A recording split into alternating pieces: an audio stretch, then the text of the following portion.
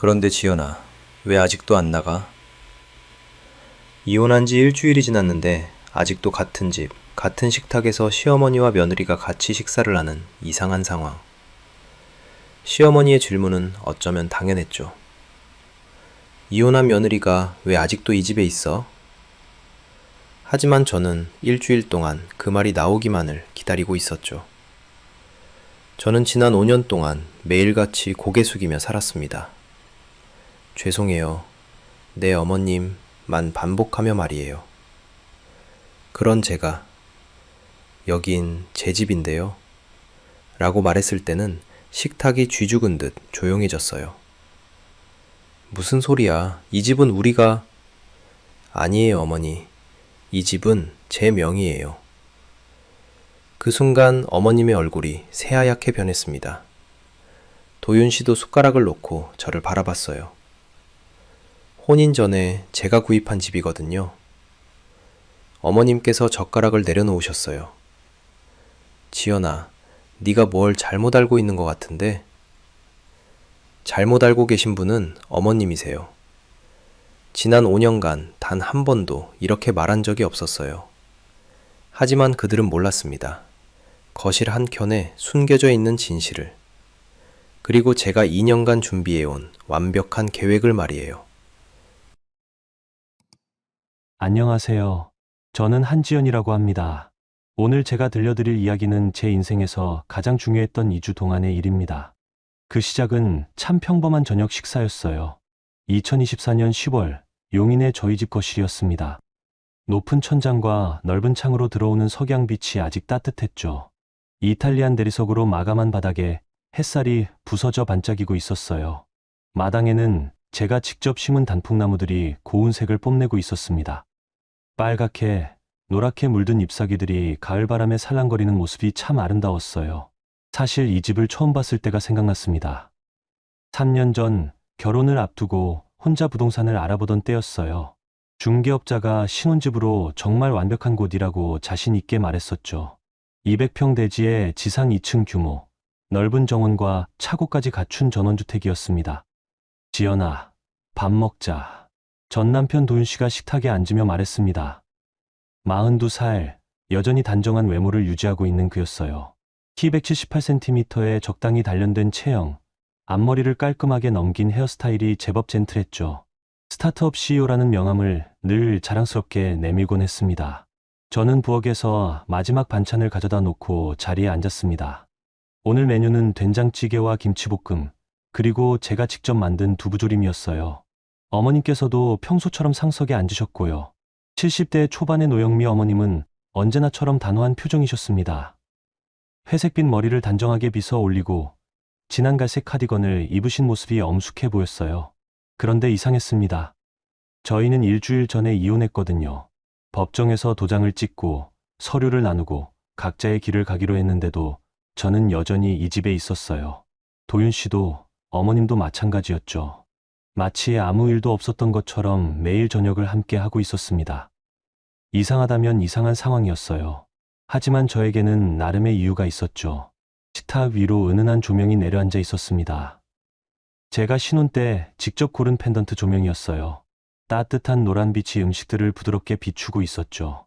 그 빛 아래에서 저희 세 사람은 각자의 생각에 잠겨 있었습니다. 국물이 좀 짜네. 도윤 씨가 된장찌개를 떠먹으며 중얼거렸어요. 평소처럼 무심하게 던진 한마디였죠. 죄송해요. 저는 습관적으로 고개를 숙였습니다. 5년 동안 반복해온 일상이었거든요. 비판받고, 사과하고, 다음에 더 잘하겠다고 다짐하는 것. 그게 제가 아내로서 배운 전부였어요. 어머님께서는 무표정하게 반찬을 드시고 계셨습니다. 젓가락질이 매우 조신했어요. 가끔 저를 흘끔 바라보셨지만 특별한 말씀은 없으셨죠. 그 침묵이 더 무거웠습니다. 마치 폭풍 전의 고요함 같았어요. 창밖으로는 이웃집 불빛들이 하나둘 켜지기 시작했습니다.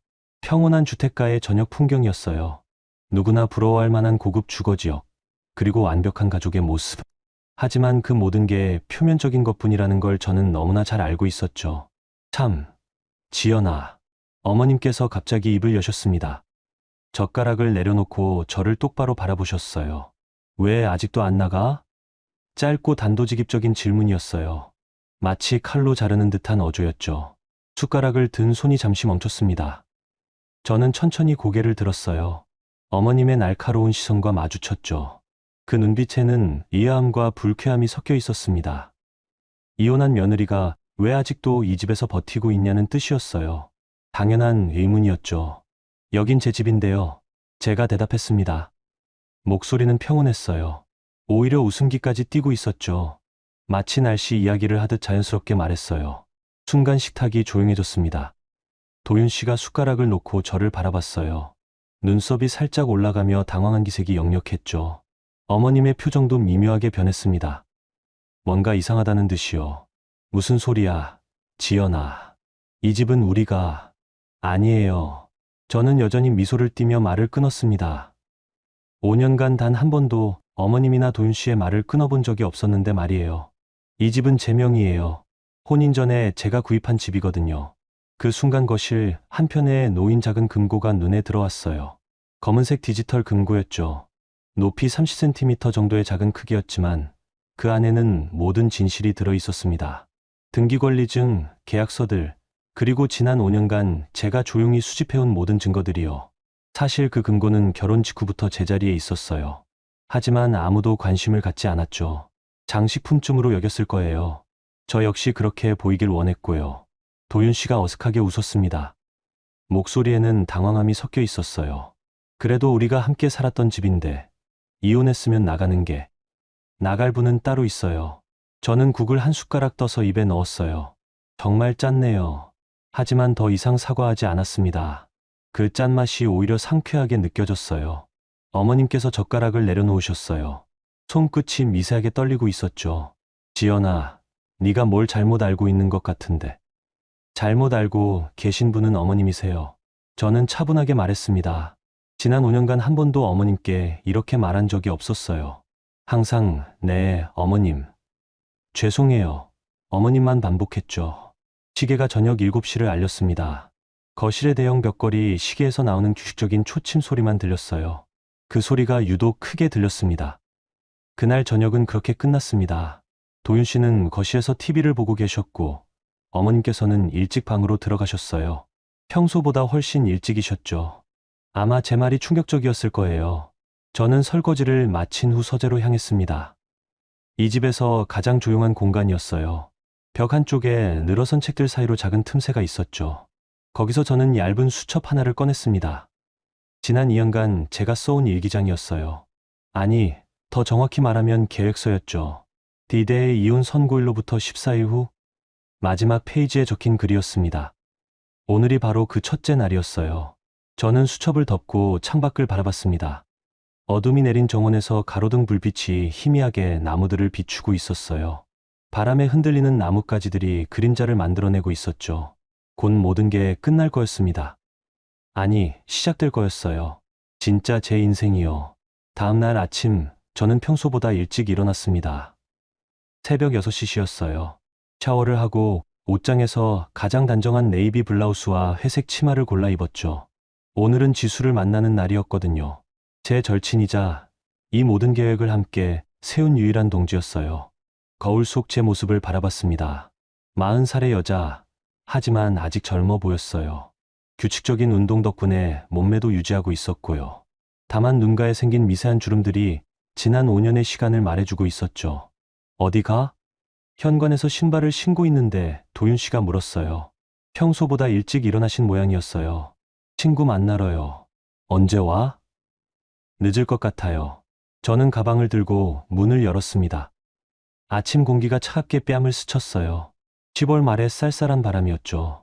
문득 뒤돌아보니 도윤 씨가 복잡한 표정으로 저를 바라보고 있었습니다.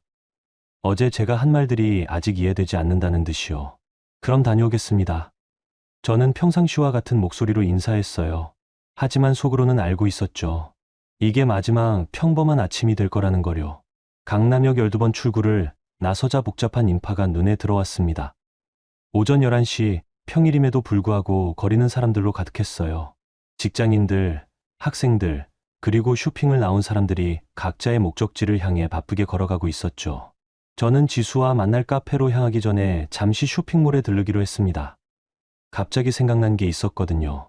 어제 도윤 씨가 입고 있던 셔츠가 새 것 같았는데 혹시 제가 모르는 사이에 쇼핑을 했나 싶었어요. 신세계 백화점 본점에 들어서자 1층 명품관의 화려한 조명들이 반겨줬습니다. 샤넬, 에르메스, 구찌의 매장들이 저마다 우아함을 뽐내고 있었어요. 평소 같았으면 그냥 지나쳤을 텐데 오늘은 왠지 발걸음이 무거웠습니다. 에스컬레이터를 타고 2층으로 올라가는데 익숙한 뒷모습이 보였어요. 키 178cm, 어깨가 넓고 뒷목이 길쭉한 남자. 바로 도윤 씨였습니다. 심장이 빨라지기 시작했어요. 도윤 씨 옆에는 젊은 여자가 있었습니다. 긴 생머리를 한쪽으로 넘긴 채 하이힐을 신고 우아하게 걷고 있었어요.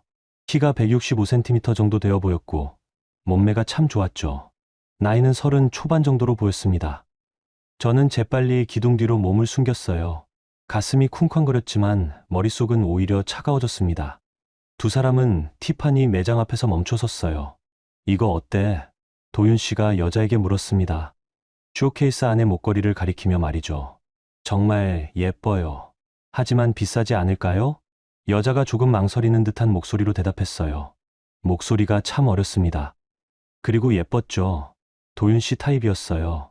비싸면 어때? 내 여자한테 해주는 건데. 도윤 씨가 웃으며 말했습니다. 매장 직원을 불러 목걸이를 꺼내달라고 했어요. 저는 휴대폰을 꺼내 녹화를 시작했습니다. 손이 떨렸지만 화면은 정확히 두 사람을 담아내고 있었어요. 고객님, 이 제품은 280만 원입니다. 직원이 목걸이를 여자의 목에 걸어주며 설명했어요. 화이트 골드의 작은 다이아몬드들이 박힌 섬세한 디자인이었죠. 잘 어울리네. 이걸로 할게요.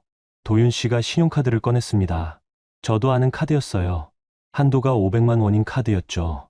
그런데 이상했습니다. 도윤 씨 회사 자금 사정이 좋지 않다는 걸 저는 알고 있었거든요. 결제가 완료되자 여자가 도윤 씨의 목을 감쌌습니다. 그리고는 자연스럽게 입맞춤을 했어요. 사람들이 오가는 백화점 한복판에서 말이죠. 제 손가락이 녹화 정지 버튼을 눌렀습니다. 충분했어요. 저는 조용히 그 자리를 벗어났습니다. 다리에 힘이 빠지는 것 같았지만 이상하게도 마음은 평온했어요. 오히려 시원했죠. 드디어 확실한 증거를 손에 넣었으니까요. 엘리베이터를 타고 지하 1층 카페로 향했습니다. 약속 시간보다 10분 일찍 도착했는데 지수가 이미 와 있었어요. 언니 왔네. 지수가 반갑게 인사했습니다. 39세인 지수는 저보다 한 살 어렸지만 대학 때부터 언니 동생하며 지냈어요. 키 160cm의 단발머리, 늘 단정한 수트를 입는 그녀는 법무법인 소속 이혼 전문 변호사였습니다. 미안, 늦었지? 아니야, 나도 방금 왔어. 저는 지수 맞은편에 앉으며 가방에서 휴대폰을 꺼냈어요. 이거 봐. 휴대폰 화면을 지수에게 넘겼습니다. 방금 찍은 영상이었어요. 지수의 표정이 진지해졌습니다. 화면을 집중해서 보더니 고개를 끄덕였어요. 완벽한 증거네. 시간, 장소, 인물 모두 명확하고. 이게 결정타가 될 수 있을까? 충분해. 이혼은 이미 끝났지만 재산분할 재심이나 위자료 청구에서 강력한 무기가 될 거야. 지수가 커피를 한 모금 마시며 말했습니다. 그녀의 목소리는 언제나처럼 차분하고 논리적이었어요. 그런데 언니, 도윤 씨가 어디서 그 돈을 구했을까? 회사 사정이 안 좋다고 했잖아. 바로 그 지점이었어요. 저도 궁금했던 부분이죠. 사채 쓰는 것 같아. 사채? 지수의 눈썹이 올라갔습니다. 최근에 모르는 번호에서 전화가 자주 왔거든. 도윤이한테. 그리고 며칠 전에는 정장 입은 남자들이 회사에 찾아왔다더라고. 그런 빚이 있다는 얘기네. 아마도. 우리는 잠시 조용했습니다. 카페 안에는 부드러운 재즈 음악이 흘러나오고 있었어요. 다른 테이블에서는 연인들이 다정하게 대화를 나누고 있었죠. 언니, 이제 정말 시작이구나. 지수가 말했습니다. 응. 더 이상 참을 이유가 없어졌어. 저는 가방에서 A4 봉투를 꺼냈어요. 지수에게 건네주며 말했죠. 이거 법무법인 금고에 보관해줘. 뭐가 들어있는데? 집등기권리증 사본, 혼인 전 재산 증명 서류, 그리고 지난 5년간의 가계부. 지수가 봉투를 받으며 고개를 끄덕였어요. 알았어. 안전하게 보관할게. 그리고 오늘 오후에 퇴거 통보서 작성해줘. 누구한테? 어머님하고 도윤이 둘 다. 지수의 눈이 약간 커졌습니다.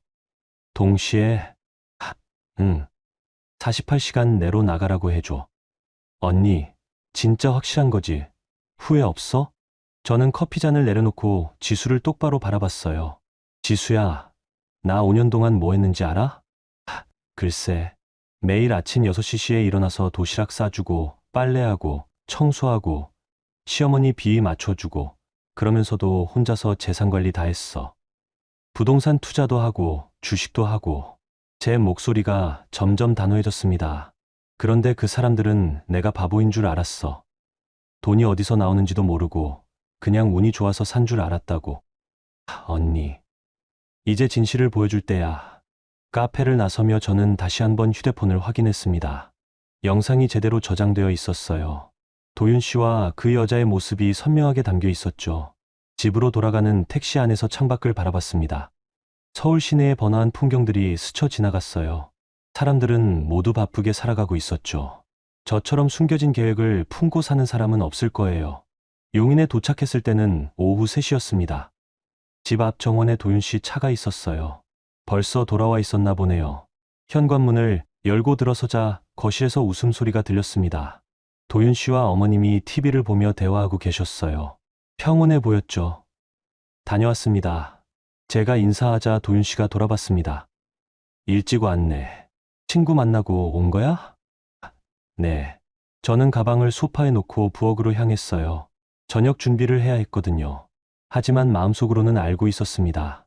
이번이 마지막이라는 거요. 마지막 저녁, 마지막 설거지, 마지막 순종이었어요. 내일부터는 모든 게 바뀔 거였습니다. 휴대폰 속 영상이 그 변화의 시작이 될 거였어요. 그리고 지수가 준비하고 있을 퇴거 통보서가 그 변화를 확정지을 거였죠.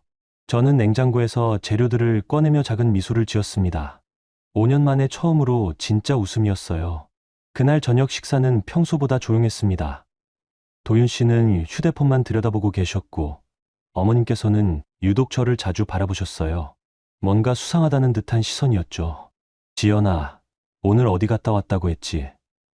어머님께서 갑자기 물으셨습니다. 친구 만나러 강남에 다녀왔어요. 강남 어디? 백화점이요. 뭘 사려고? 질문이 계속 이어졌어요. 평소에는 제 일정에 별로 관심이 없으셨는데 말이죠. 그냥 구경만 했어요. 저는 짧게 대답하고 밥을 계속 먹었습니다. 어머님의 눈빛이 예사롭지 않았거든요. 식사를 마치고 설거지를 하는데 뒤에서 어머님의 발자국 소리가 들렸어요. 평소보다 무거운 걸음이었죠. 지연아. 네, 어머님. 우리 얘기 좀 하자. 부엌 식탁에 앉으신 어머님의 표정은 심각했습니다. 입술을 꽉 다물고 계셨어요. 어제 네가 한 말 말이야. 이 집이 내 거라고 했지? 네.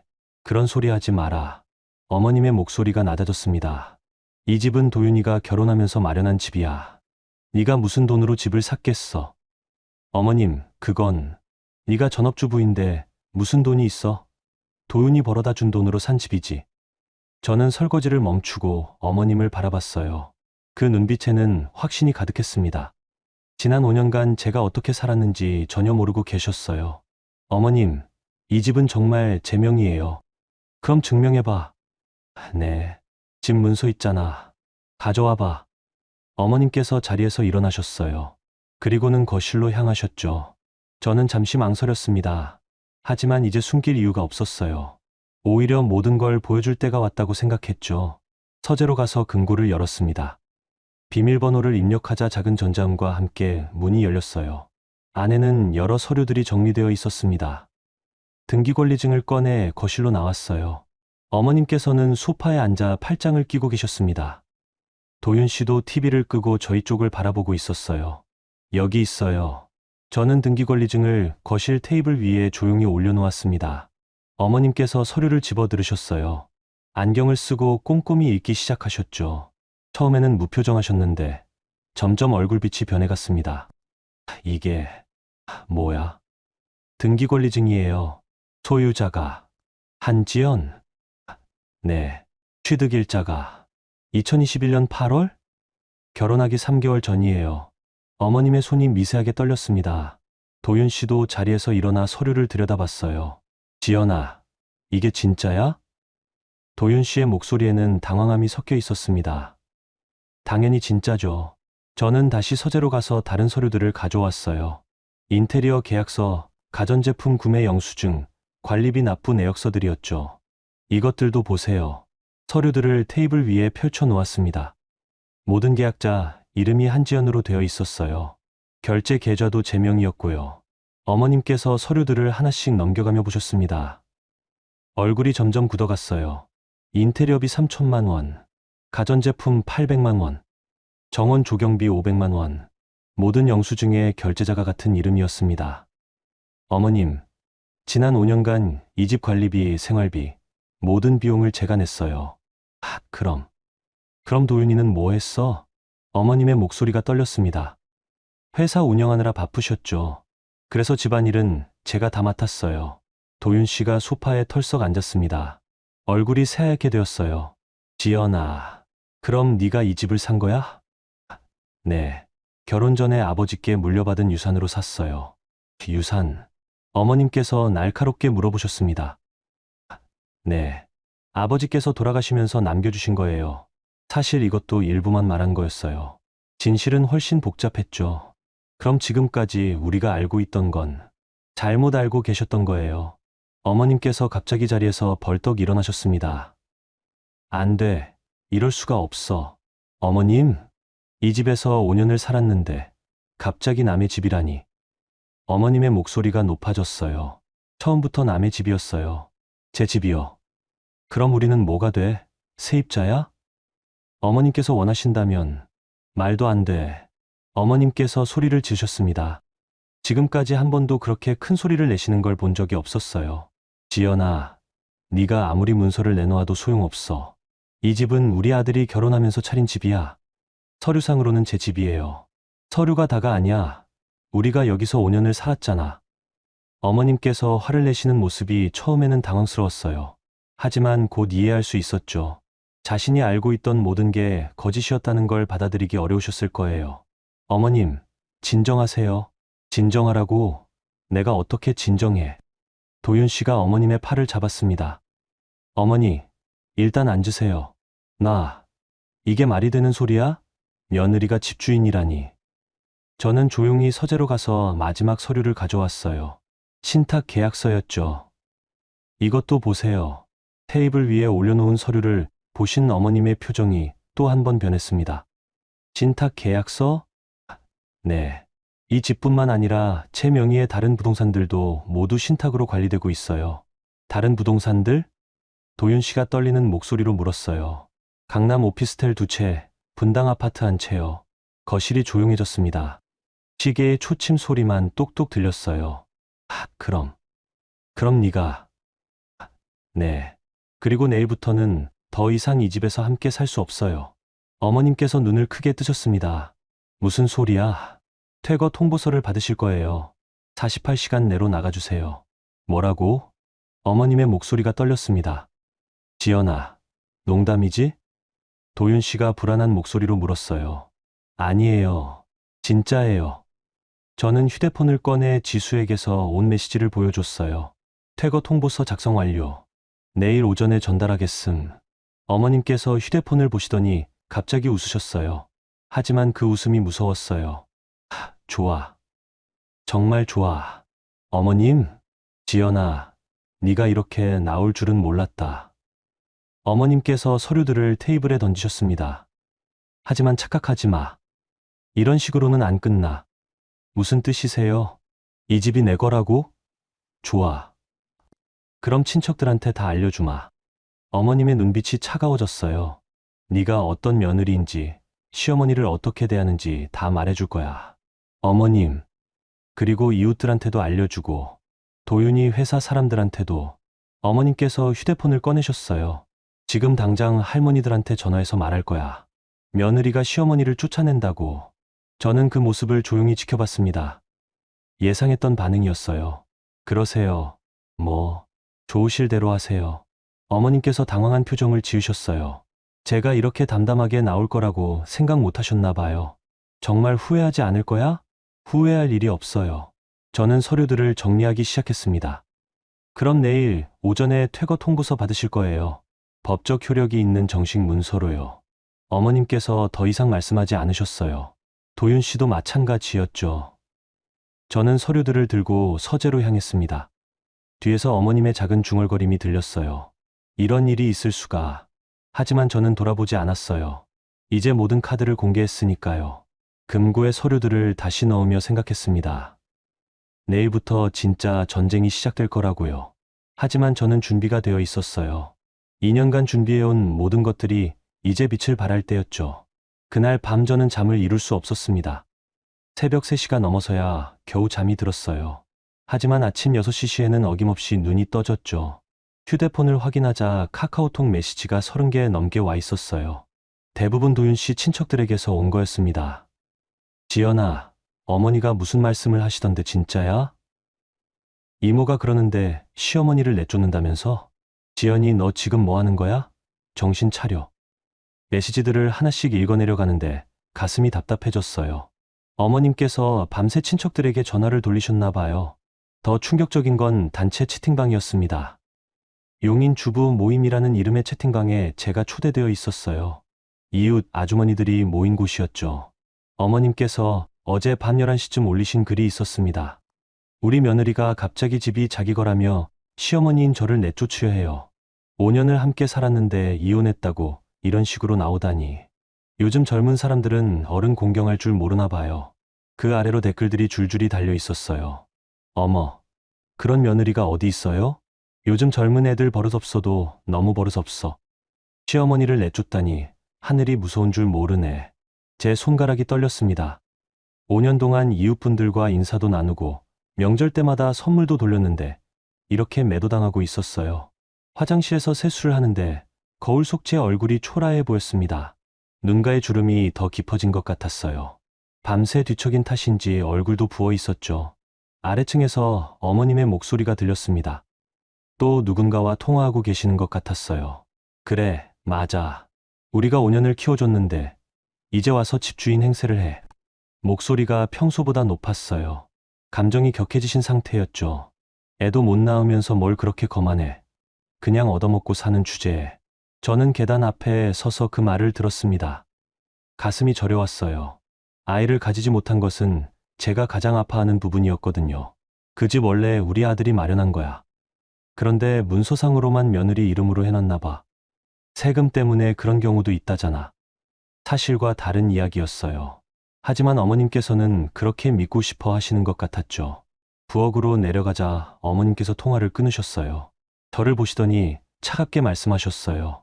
아침은 네가 차려. 네. 그리고 오늘까지만이야. 내일부터는 네가 해줄 필요 없으니까. 제가 아무 말도 하지 않자 어머님께서 더 날카로운 말씀을 하셨습니다. 5년 동안 우리가 널 어떻게 키워줬는데 이제 와서 집주인이라고.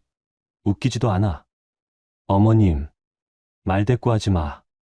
네가 뭘 잘했다고.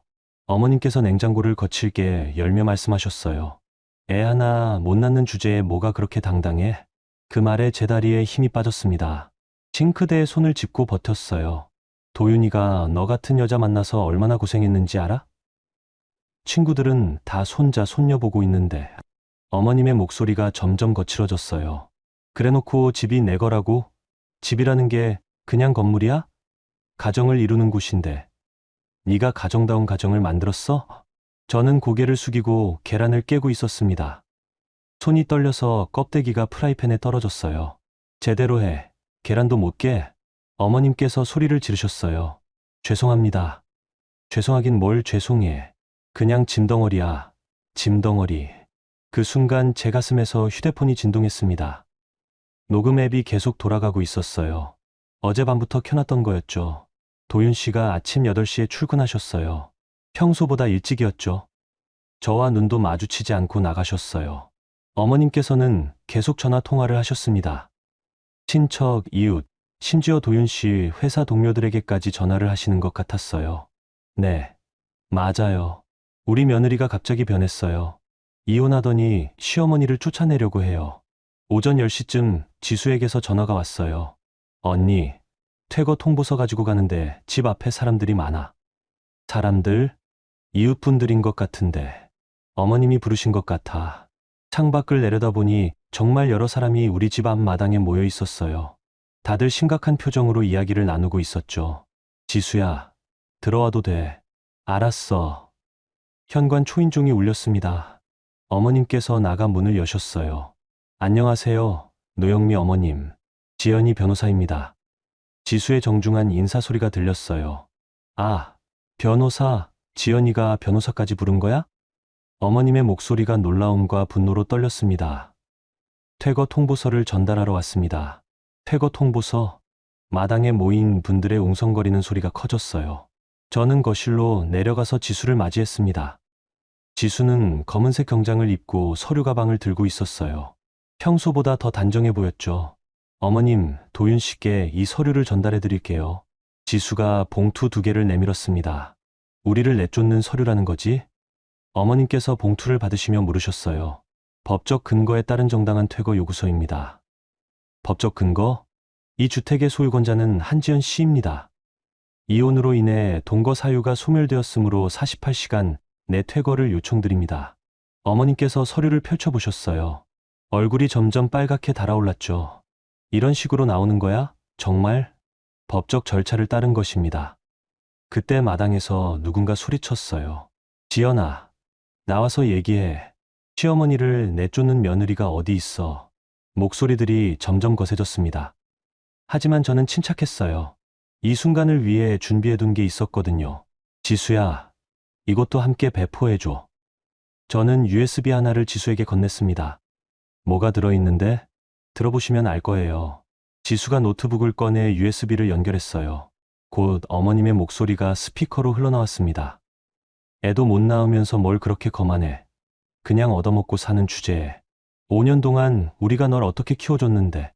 짐덩어리야, 짐덩어리. 어머님의 얼굴이 새하얗게 되었어요. 이걸 언제 녹음한 거야?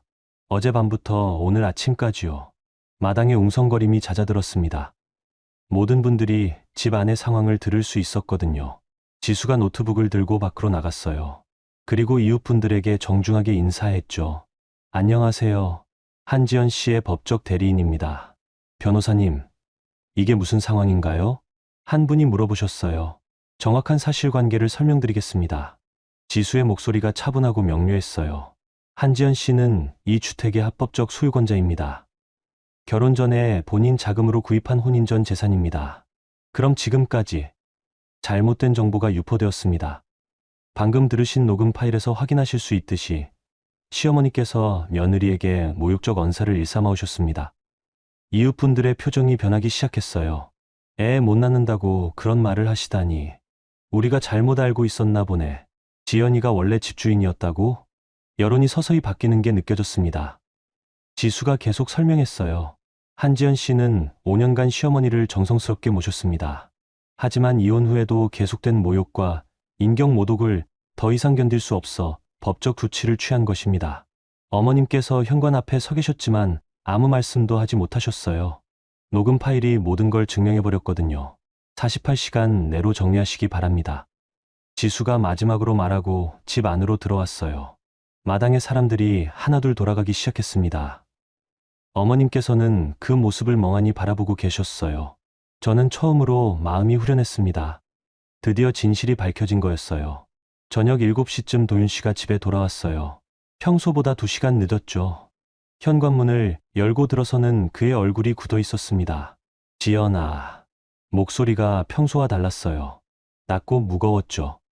거실 소파에 앉은 도윤 씨의 손에는 퇴거 통구서가 들려 있었습니다. 구겨진 자국이 여러 개 보였어요. 정말 이렇게 할 거야?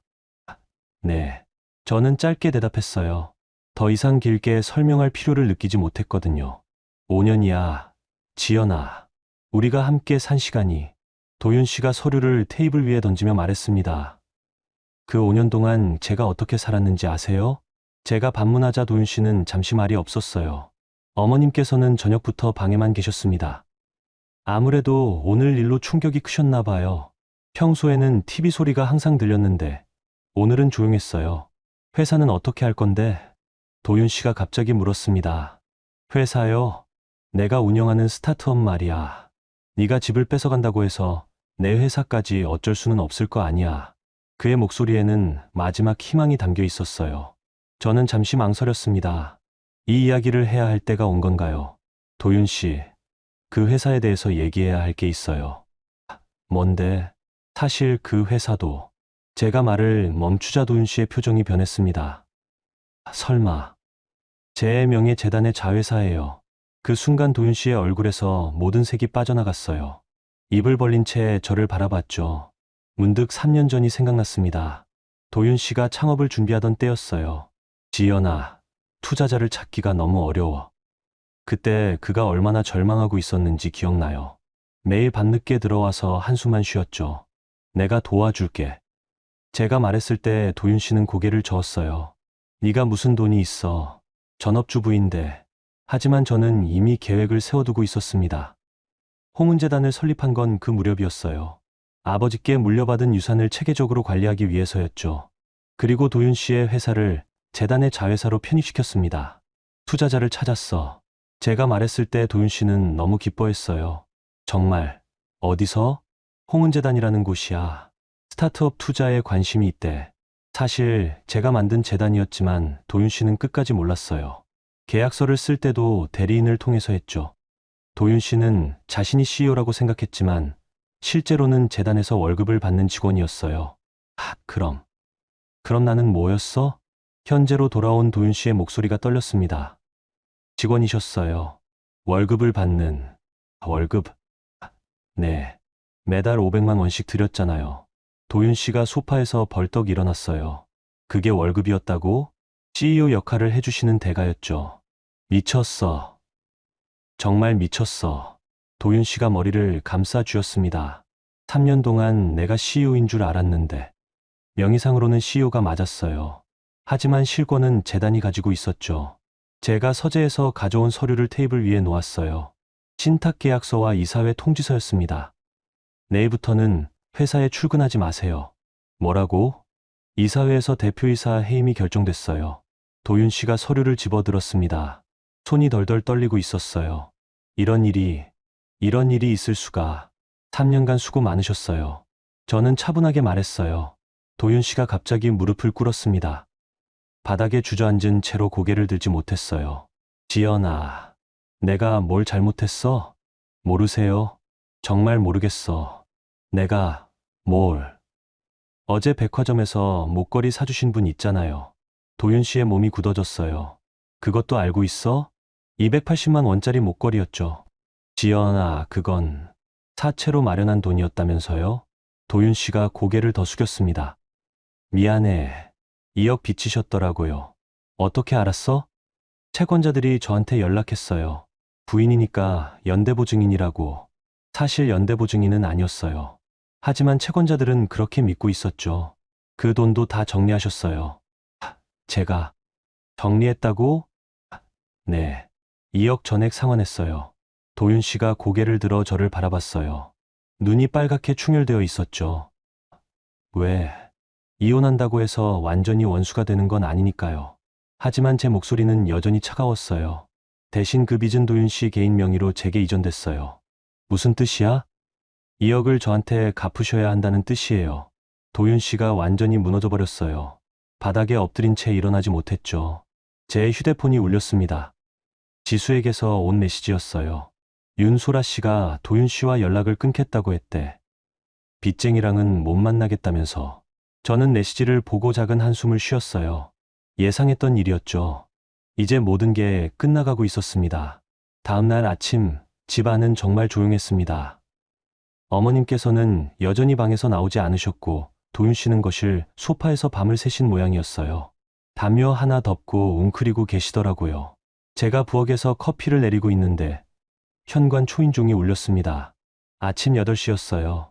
문을 열자 정장 입은 남자 2명이 서 있었어요. 한 사람은 50대 중반, 다른 한 사람은 40대 초반 정도로 보였죠. 혹시 강도윤 씨 계신가요? 연령이 많은 분이 정중하게 물었어요. 네, 잠시만요. 저는 거실로 가서 도윤 씨를 깨웠습니다. 도윤 씨, 찾아오신 분이 계세요. 도윤 씨가 부스스한 머리로 일어났어요. 정장 입은 두 분을 보더니 얼굴이 하얗게 변했죠. 아, 안녕하세요. 도윤 씨의 목소리가 떨렸습니다. 강도윤 씨, 저희 어제 약속하신 거 기억하시죠? 오늘까지 상환하기로 하셨는데. 그게 사정이 생겨서. 사정이요? 나이 드신 분의 표정이 굳어졌어요. 2억 5천만 원인데 이자까지 합치면 2억 5천? 제가 놀라서 물었어요. 제가 알고 있던 건 2억이었거든요. 네, 부인이시죠? 남편분이 사채를 쓰실 때 이자가 월 10%라고 설명해 드렸는데 월 10%? 정말 고금리였어요. 그럼 원금이 2억이고 지금까지 이자가 5천만 원 붙었다는 말씀이신가요? 정확하십니다. 도윤 씨가 소파에 털썩 앉았어요. 완전히 절망한 표정이었죠. 언제부터 빌리신 거예요? 제가 도윤 씨에게 물었어요. 6시개월 전부터. 6시개월? 제가 계산해보니 맞았어요. 월 10%면 6시개월에 60%. 하지만 복리로 계산하면 더 많이 나올 수도 있었죠. 그 돈으로 뭘 하셨어요? 회사 운영 자금도 있고, 그리고 도윤 씨가 말을 멈췄어요. 그리고 개인적인 용도로도 바로 그 부분이었어요. 윤소라 씨에게 쓴 돈 말이죠. 저는 핸드폰을 꺼내 지수에게 메시지를 보냈어요. 지금 집으로 와줘. 급해. 30분 후 지수가 도착했습니다. 채권자분들은 거실에서 기다리고 계셨어요. 안녕하세요. 저는 한지연 씨의 법적 대리인 문지수 변호사입니다. 지수가 명함을 건네며 인사했어요. 혹시 채권 관련 서류 확인 가능할까요? 물론이죠. 채권자분이 서류를 내밀었어요. 지수가 꼼꼼히 검토했죠. 계약 주체가 강도윤 씨 개인이고 연대보증인은 없군요. 네, 맞습니다. 그럼 한지연 씨는 이 채무와 무관하다는 뜻이네요. 법적으로는 그렇습니다만 채권자분이 말을 흐렸어요. 다만 부부 재산이니까 실질적인 책임이 아닙니다. 지수가 단호하게 말했어요. 한지연 씨와 강도윤 씨는 이미 이혼했고 재산 분할도 완료되었습니다. 그리고 지수는 가방에서 서류를 꺼냈어요. 더욱이 이 채무는 혼인 중 강도윤 씨가 개인적으로 부담한 것으로 부부 공동계산과는 무관합니다. 채권자분들의 표정이 변했어요. 그럼 저희는 강도윤 씨하고만 정산하면 되는 건가요? 그렇습니다. 지수가 또 다른 서류를 꺼냈어요. 참고로 강도윤 씨는 현재 무직 상태입니다. 어제자로 모든 직책에서 해임되었거든요. 무직이라고요? 채권자분들이 놀란 표정을 지었어요. 네. 그리고 현재 개인 명의 재산도 전혀 없는 상태입니다. 도윤 씨가 바닥을 바라본 채 말했어요. 제가 어떻게 해드려야 할지. 강 씨, 그럼 변제 계획을 세우셔야겠네요. 나이 드신 분이 냉정하게 말했어요. 매달 얼마씩 갚으실 수 있을까요? 지금 당장은. 그럼 담보로 잡을 만한 게 있나요? 없습니다. 채권자분들이 서로 눈빛을 교환했어요. 강 씨, 이런 상황에서는 법적 절차를 밟을 수밖에 없습니다. 법적 절차요? 파산 신청이나 개인회생 같은. 도윤 씨의 얼굴이 더욱 창백해졌어요. 그때 지수가 조용히 말했어요. 혹시 이 채무가 어디에 사용되었는지 구체적으로 확인해 보실까요? 무슨 뜻인지.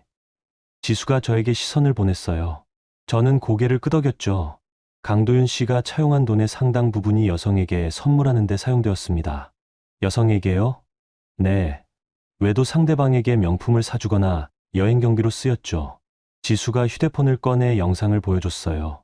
제가 백화점에서 찍은 영상이었죠. 이 영상에서 280만 원짜리 목걸이를 구매하는 장면이 나옵니다. 채권자분들이 화면을 지켜봤어요. 도윤 씨와 윤소라 씨가 키스하는 장면까지 나오자 표정이 굳어졌죠. 그리고 이건 계좌 이체 내역입니다. 지수가 또 다른 서류를 보여줬어요. 윤소라라는 분의 계좌로 총 8천만 원이 이체된 기록이 있습니다. 8천만 원. 채권자분들의 목소리가 높아졌어요. 저희가 빌려준 돈으로 여자한테 선물했다는 얘기입니까? 도윤 씨는 대답할 수 없었어요. 모든 게 사실이었거든요. 더 충격적인 건 이 여성이 강도윤 씨와 연락을 끊었다는 사실입니다. 지수가 휴대폰 메시지를 보여줬어요. 빚쟁이랑은 더 이상 만날 수 없다고 했답니다. 채권자 중 한 분이 화를 내기 시작했어요. 이 자식이 정말 저희 돈으로 바람 피운 거였어요? 그렇습니다. 이런 경우에는 사기죄로 고발할 수 있지 않나요? 나이 드신 분이 지수에게 물었어요. 용도를 허위로 신고했다면 가능합니다. 회사 운영 자금이라고 했는데 여자한테 썼으니까 사기죄네요. 채권자분들의 분노가 극에 달했어요. 도윤 씨는 완전히 무너져 버렸습니다. 바닥에 엎드린 채 일어나지도 못했어요. 죄송합니다. 정말 죄송합니다. 하지만 이미 늦었어요. 강 씨, 내일까지 변호사 구해서 연락 주세요. 안 그러면 형사고발 들어갑니다. 채권자분들이 돌아간 후 집 안은 다시 조용해졌어요. 도윤 씨는 거실 바닥에 그대로 누워 있었습니다. 모든 걸 포기한 것 같았어요. 그때 2층에서 어머님의 발소리가 들렸어요. 계단을 내려오시는 소리였죠. 지연아, 어머님께서 거실로 오셨어요. 얼굴이 많이 야위어 보였습니다. 네, 어머님. 너 진짜 우리를 이렇게 만들려고 했던 거야? 제가 뭘 했다고요? 5년 동안 계획했다며. 이런 식으로 우리를 망하게 할 계획을. 어머님의 목소리에 분노가 섞여 있었어요. 어머님, 저는 그냥 제가 가진 걸 지키려고 했을 뿐이에요. 네가 가진 게 뭔데? 너 혼자 번 돈이 뭐가 있어? 바로 그 질문이었어요. 제가 기다리던 내일 모든 걸 말씀드릴게요. 내일? 퇴거하시기 전에 마지막으로 설명드릴 게 있어요. 어머님의 눈에 새로운 호기심이 피어올랐습니다. 여전히 제 재산의 출처를 알고 싶어 하시는 것 같았어요. 아마 마지막 반격을 준비하고 계실 거예요. 하지만 저도 준비된 상태였죠. 드디어 모든 진실을 밝힐 때가 왔습니다. 퇴거일 전날 저녁이었습니다. 내일이면 정말 마지막이었어요. 어머님께서는 오후부터 짐을 정리하고 계셨습니다. 큰 캐리어 2개와 박스 몇 개에 5년간의 생활을 담고 계시더라고요. 도윤 씨는 아침부터 나가서 돌아오지 않으셨어요. 아마 친구 집에라도 가 계신 모양이었죠. 저녁 8시쯤 어머님께서 거실로 내려오셨습니다. 평소보다 단정하게 옷을 차려입으셨어요. 검은색 카디건에 회색 치마, 그리고 진주 목걸이까지 하시고 말이죠. 지연아, 앉아라. 어머님의 목소리가 평상시와 달랐어요. 차분했지만 단호했죠. 저는 어머님 맞은편 소파에 앉았습니다. 내가 마지막으로 묻고 싶은 게 있어. 네. 내 돈 정말 어디서 났어? 드디어 나온 질문이었어요. 이틀 동안 어머님께서 가장 궁금해하시던 부분이었죠. 아버지 유산이라고 했지만 전업주부가 이런 집을 살 만큼의 유산을 받을 리 없어. 어머님의 눈빛이 예리했습니다. 어머님, 제가 전업주부라고 생각하세요? 그럼 뭐야? 직장이라도 다녔어? 아니요. 하지만 일은 했어요. 저는 서재로 가서 마지막 서류처를 가져왔어요. 지금까지 한 번도 공개하지 않았던 것들이었죠. 이것들을 보시면 이해하실 거예요. 테이블 위에 서류들을 펼쳐 놓았습니다. 신탁계약서, 부동산 투자 내역서, 주식거래 기록들이었어요. 어머님께서 첫 번째 서류를 집어 들으셨습니다. 홍은 신탁, 신탁재산 500억 원? 어머님의 목소리가 떨렸어요. 네. 아버지께서 돌아가시기 전에 설정해 주신 신탁이에요. 500억이라고? 정확히는 523억 원이었어요. 부동산, 주식, 현금 포함해서요. 어머님께서 서류를 내려놓고 저를 바라보셨어요. 믿을 수 없다는 표정이었죠. 아버지가 그런 돈을 가지고 계셨어? 네. 아버지는 평생 부동산 투자를 하셨거든요. 서울 강남, 분당, 용산 일대의 여러 부동산을 소유하고 계셨어요. 사실 아버지는 제가 어릴 때부터 투자에 대해 가르쳐 주셨어요. 대학교 때부터 저 명의로 부동산을 사주시기도 했고요. 그런데 왜 지금까지 숨겼어? 숨긴 게 아니라 말할 필요가 없었어요. 저는 두 번째 서류를 어머님께 건넸어요. 이건 국제공증된 신탁계약서예요. 스위스 은행을 통해서 관리되고 있어요. 스위스 은행? 네. 신탁재산은 철저히 보호받고 있어요. 누구도 건드릴 수 없게 되어 있죠. 어머님의 얼굴빛이 점점 변해갔습니다. 처음에는 놀라움이었다가 이제는 다른 감정이 섞이기 시작했어요. 그럼 처음부터 네가... 네, 처음부터 저였어요. 저는 부동산 투자 내역서를 보여드렸어요. 강남 오피스텔 2채, 분당 아파트, 그리고 이 집까지. 모두 신탁재산으로 구입한 거예요. 도윤이는 몰랐어? 네, 도윤 씨는 끝까지 몰랐어요. 어머님께서 갑자기 손을 이마에 대셨어요. 그럼 회사도, 그것도 신탁재산으로 설립한 거예요. 도윤 씨는 그냥 고용된 CEO였죠. 어머님께서 깊은 한숨을 쉬셨어요. 왜 진작 말하지 않았어? 그 순간 어머님의 표정이 완전히 바뀌었어요. 지난 5년간 제게 보여주셨던 차갑고 무시하는 시선이 사라졌죠. 대신 후회와 안타깹이 가득한 눈빛이었어요. 진작 알았으면 내가 얼마나 잘해줬을 텐데. 그래서 말하지 않았어요. 제 대답에 어머님께서 놀라셨어요. 뭐라고? 어머님께서 제 재산을 알았다면 저를 사람으로 봐주셨을 거예요. 하지만 그건 진짜가 아니에요. 저는 차분하게 계속 말했어요. 진짜는 제가 아무것도 없는 전업주부일 때 어떻게 대하시는지였어요. 어머님께서 입술을 꾹 다물고 계셨습니다. 5년간 봤거든요. 어머님의 진짜 모습을. 지연아, 돈이 있다고 해서 갑자기 잘해주시는 건 진심이 아니에요. 어머님께서 고개를 숙이셨어요. 처음 보는 모습이었죠. 내가 너무했구나. 네, 정말 미안하다. 하지만 저는 더 이상 그 사과가 필요하지 않았어요. 이미 늦었거든요. 어머님, 사과받을 생각 없어요. 지연아, 그래도 이제 진짜 끝이에요. 저는 마지막 서류를 꺼냈어요. 내일 집행될 강제퇴거 명령서였죠. 내일 오전 10시까지 나가주세요. 어머님께서 서류를 받으시며 물어보셨어요. 정말 용서할 생각 없어? 용서는 이미 했어요. 하지만 다시는 만나고 싶지 않아요. 그때 현관문이 열리는 소리가 들렸어요. 도윤 씨가 돌아오신 모양이었죠. 거실로 들어온 도윤 씨의 얼굴은 완전히 망가져 있었어요. 며칠간 제대로 씻지도 못하신 것 같았죠. 지연아, 정말 마지막이야? 도윤 씨의 목소리가 간절했어요. 네, 우리 다시 시작할 수 없을까? 없어요. 저는 단호하게 말했어요. 왜? 신뢰가 깨졌어요. 완전히. 도윤 씨가 무릎을 꿇으려 하셨어요. 하지만 저는 그걸 막았죠. 그러지 마세요. 보기 싫어요. 지연아, 나 정말 후회하고 있어. 후회는 소라 씨한테 하세요. 도윤 씨의 얼굴이 새하얗게 변했어요. 그 사람은 이미 끝났다는 거 알아요. 저는 휴대폰을 꺼내 마지막 메시지를 보여줬어요. 빚쟁이랑은 연락 안 한다고 하더라고요. 도윤 씨가 바닥에 주저앉았어요. 모든 걸 잃은 사람의 모습이었죠. 그럼 나는 이제 어떻게 살아? 그건 도윤 씨가 알아서 하셔야 할 일이에요. 제가 일어서자 어머님께서도 따라 일어나셨어요. 지연아, 정말 마지막 부탁이야. 뭔가요? 5년 동안 고마웠어. 정말로. 하지만 그 감사 인사도 이제는 의미가 없었어요. 감사할 건 없어요. 저도 배웠으니까. 뭘 배웠어? 사람을 제대로 보는 법이요. 다음 날 아침 9시 이사 트럭이 도착했습니다. 어머님과 도윤 씨의 짐들이 하나씩 실려 나갔어요. 저는 2층 창가에서 그 모습을 지켜봤습니다. 5년 만에 처음으로 마음이 편했어요. 오전 10시 정각 어머님께서 마지막 인사를 하러 오셨어요. 그럼 잘 있어라. 네, 어머님도요. 어머님께서 현관문을 나서시는 순간 저는 정말 자유로워졌다는 걸 느꼈어요. 도윤 씨는 끝까지 뒤돌아보며 나가셨습니다. 하지만 저는 창문 뒤에 숨어서 배웅하지 않았어요. 트럭이 떠나고 나자 집 안은 정말 조용해졌습니다. 5년 만에 처음으로 온전히 제 혼자만의 공간이 된 거였어요. 저는 거실에 앉아 커피를 한 잔 내렸습니다. 창밖으로는 따뜻한 가을 햇살이 들어오고 있었어요. 휴대폰이 울렸습니다. 지수에게서 온 전화였어요. 언니, 다 끝났어? 응, 방금 나갔어. 기분이 어때?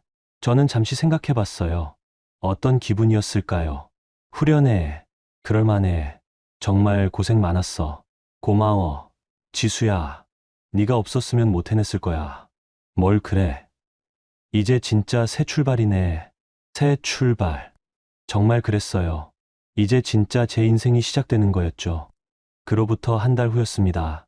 집 전체를 새롭게 단장했어요. 1층 거실의 가구들을 모두 바꾸고 어머님이 계시던 방은 서재로 꾸몄죠. 도윤 씨가 쓰던 방은 운동실로 만들었어요. 가장 큰 변화는 현관 앞이었습니다. 작은 간판을 하나 달았거든요. 홍은재단 이사장실. 드디어 제 진짜 이름을 세상에 드러낸 거였어요. 오늘은 특별한 날이었습니다. 지수와 함께 새로운 시작을 축하하는 작은 파티를 열기로 했거든요. 오후 6시 지수가 도착했어요. 손에는 샴페인 한 병과 꽃다발을 들고 왔죠. 언니, 축하해. 뭘 축하해? 진짜 한지연으로 사는 거. 맞는 말이었어요. 지난 5년간 저는 누군가의 아내, 누군가의 며느리로만 살았거든요. 이제야 온전히 저 자신으로 살 수 있게 된 거였죠. 거실 테이블에 간단한 음식들을 차려놓고 샴페인을 따랐어요. 버블이 톡톡 터지는 소리가 경쾌했습니다. 건배, 건배. 첫 모금을 마시고 나니 기분이 정말 좋아졌어요. 언니, 그런데 정말 후회 안 해? 지수가 문득 물었어요. 뭘? 5년이야.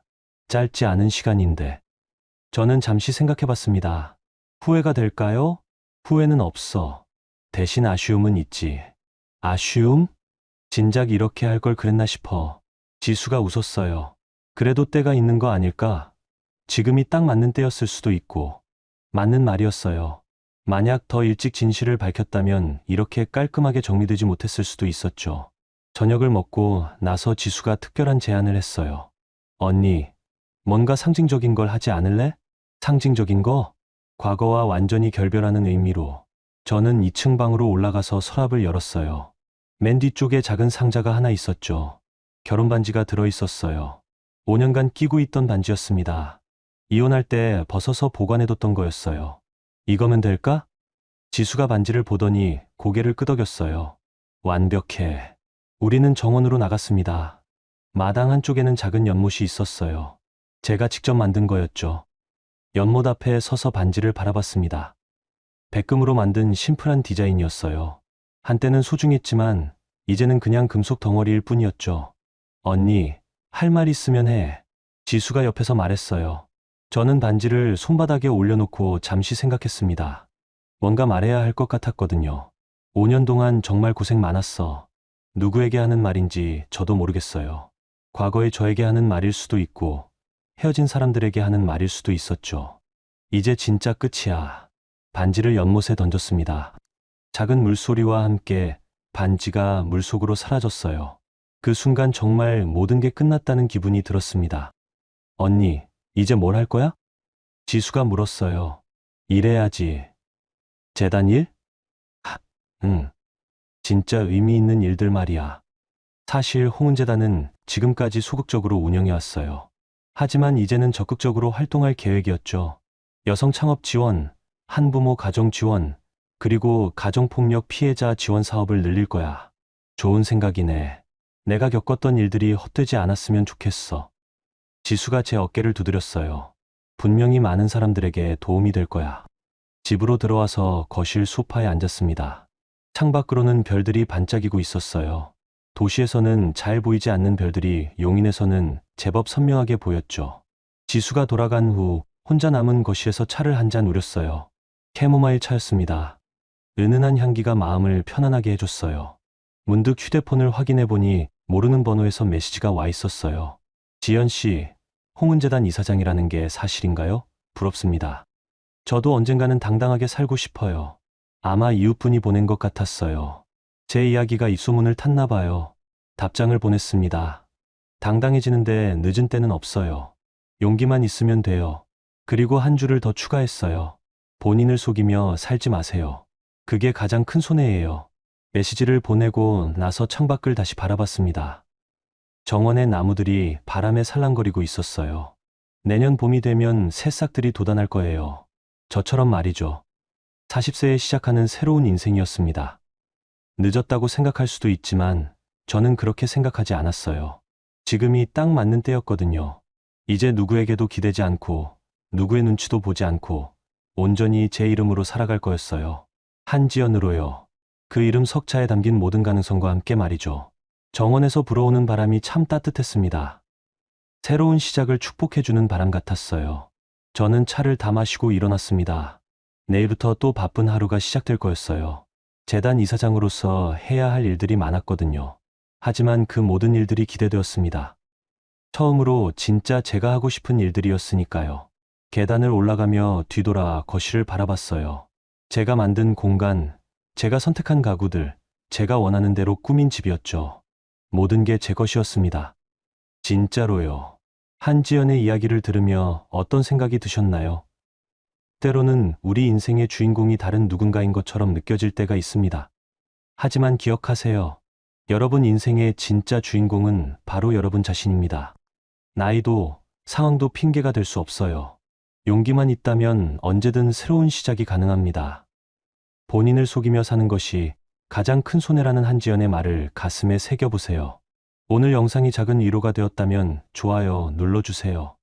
댓글로 여러분의 이야기도 들려주신다면 저에게 큰 영광입니다. 그럼 다음에도 더 좋은 이야기로 찾아뵐게요. 지금까지 나레이션의 김노을이었습니다. 감사합니다.